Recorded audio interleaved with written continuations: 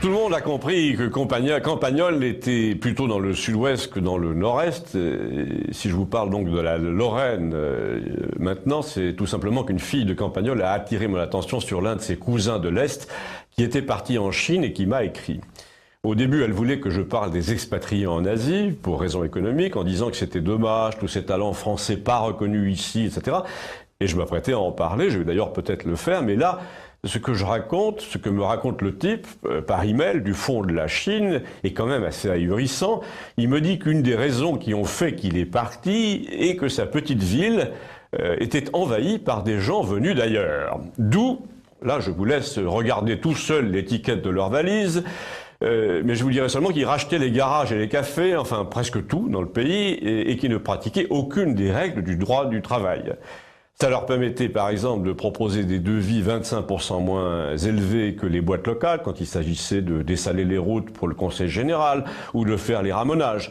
Les types venaient d'Allemagne, pas de TVA, pas de charges, commode, pas vu, pas pris, mais pas vu surtout par ceux qui ne voulaient pas voir et pas pris par ceux qui ne voulaient pas d'ennui au conseil régional. De quelle couleur le conseil régional pendant cette période, soit environ 2005-2015?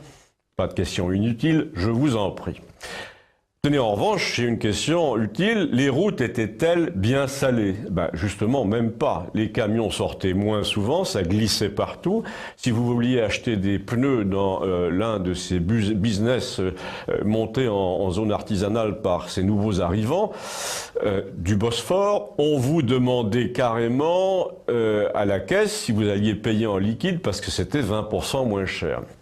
Alors évidemment, tous les commerces de pneus ont plongé dans la région, et là vous vous demandez sans doute, comme moi, mais que faisaient les services fiscaux? Les alarmes auraient dû sonner de tous les côtés.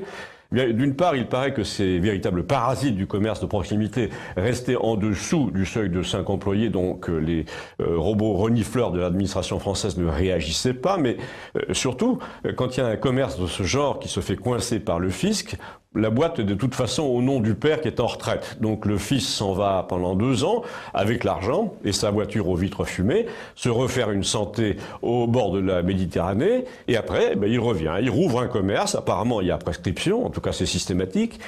Mais vous allez me dire, que craignait à cette époque le Conseil régional socialiste en ne poussant aucun coup de gueule? Eh bien, les représailles, tout simplement. Parce que les habitants de cette petite ville étaient habitués à voir ces gens tirer au pistolet, oui, je dis bien au pistolet, les jours de mariage. Et puis les gens attendaient dans les rues du centre-ville que des véhicules en double file avec feu de détresse daignent dégager le passage, et ça durait parfois 30 minutes. À la moindre amende, les contrevenants débarquaient à 15 à la mairie pour menacer le personnel en criant au racisme.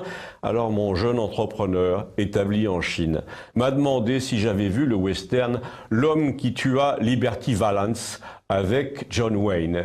Et il m'a écrit « C'est le seul western dont on connaît la fin à cause du titre, évidemment, mais qui reste passionnant quand même parce qu'on a tendance à s'identifier au type qui nettoie la vie et la vie sociale dans sa ville. » C'est marrant, je ne m'en lasse pas, me dit-il, de ce film, et je crois qu'un jour je vais financer une séance dans ma ville natale comme ça, histoire de voir les réactions. Si vous êtes curieux de cette séance, je vous signalerai la date. Merci.